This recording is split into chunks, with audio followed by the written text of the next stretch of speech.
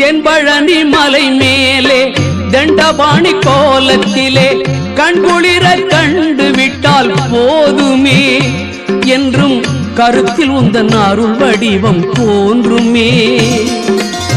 தென்பழனி மலை மேலே தண்டபாணி கோலத்திலே கண்குளிர கண்டு விட்டால் போதுமே என்றும் கருத்தில் உந்தன் அருள் வடிவம் தோன்றுமே.